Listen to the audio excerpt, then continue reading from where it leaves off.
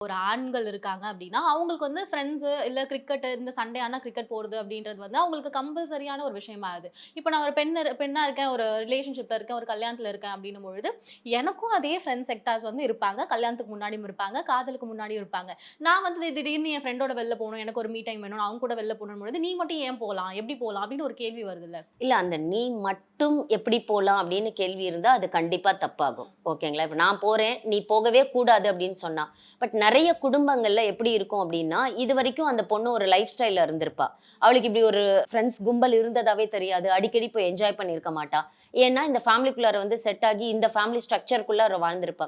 திடீர்னு அவளோட கேரக்டர்ல ஒரு சேஞ்ச் இருக்கு. திடீர்னு ஆல் அ சடன் நான் டெய்லி என் ஃப்ரெண்ட பார்க்க போணும். நம்ம எப்பவுமே தெரியும் இல்லைங்களா? ஒரு 10 வருஷம் கழிச்சு ஒரு ஃப்ரெண்ட்ஸ் கேங்க மீட் பண்ண உடனே, கன்டினியூஸா அவங்க கூட அதிகமான டச்ல இருப்போம். அதிகமா போவோம். அப்ப இந்த சேஞ்ச் வந்து இவங்களுக்கு ரொம்ப வித்தியாசமா தெரியுது. இவங்களால அத அக்செப்ட் பண்ணிக்க முடியலங்கிறது தான். இப்ப ஒரு பையன் ஒரு கிரிக்கெட் விளையாட போறான் சண்டே அப்படிங்கிறது வந்து ஒரு எப்பவுமே நடக்கிற ஒரு விஷயமா இருக்கு. ஆனா ஒரு பொண்ணு இவ்ளோ நாள் வரைக்கும் ஃப்ரெண்ட்ஸ் கிட்ட போல. ஓ! இப்ப தான் திடீர்னு அவங்களுக்கு ஃப்ரெண்ட்ஸ், அவங்க ஸ்கூல் ஃப்ரெண்ட்ஸ் அவங்க இப்ப தான் மீட் பண்றாளாம். திடீர்னு அவங்க கூட பயங்கர குளோஸா இருக்கா. திடீர்னு அவங்க கூட அடிக்கடி வெளியில போறா அப்படின்னா, இத அக்செப்ட் பண்ணிக்கிறதுக்கு பசங்களுக்கும், அந்த ஃபேமிலிக்கும் கொஞ்சம் டைம் எடுக்குது அப்படிங்கிறது தான். ஏன்னா, நேத்து வரைக்கும் அப்படி இல்லையே! இன்னைக்கு திடீர்னு ஒரு சேஞ்ச் இருக்கே அப்படிங்கிறது தான். புதுசா இது யாரு? இந்த பொண்ணு ஏன் உள்ளார வரா? அப்பதான் நம்மளுக்கு அங்க டவுட் வரும். ஒரு கேரக்டர்ல சேஞ்ச் வரும்போது, ஒரு பிஹேவியர்ல சேஞ்ச் வரும்போது தான் இந்த சந்தேகங்கள் வருது.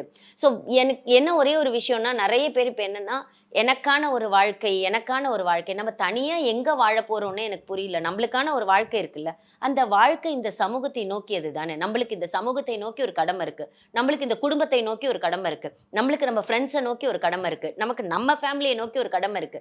இதையெல்லாம் செஞ்சுக்கிட்டே தான் நம்மளோட வாழ்க்கை கடந்து போய்க்கிட்டு இருக்கும். இத தாண்டி இதெல்லாம் இல்லாம நீங்க எனக்குன்னு ஒரு வாழ்க்கை அப்படின்னு சொன்னீங்கன்னா, அது வாழ்க்கை கிடையாது. அது ஒரு டைமா இருக்கலாம். ஒரு ஒரு நாள் 24 மணி நேரம் இருக்கு அப்படின்னா, அதுல நான் ஒரு 2 மணி நேரம், 3 மணி நேரம் இதுக்காக நான் ரிலாக்ஸ் பண்ணிக்கிறேன். நான் ஒரு தூங்கி ரெஸ்ட் எடுத்துக்கிறேன். இல்ல நான் ஒரு ஷாப்பிங் போயிட்டு வரேன். நான் வந்து என் ஃப்ரெண்ட்ஸ போய் பார்த்துட்டு வரேன் அப்படிங்கிறது ஓகே.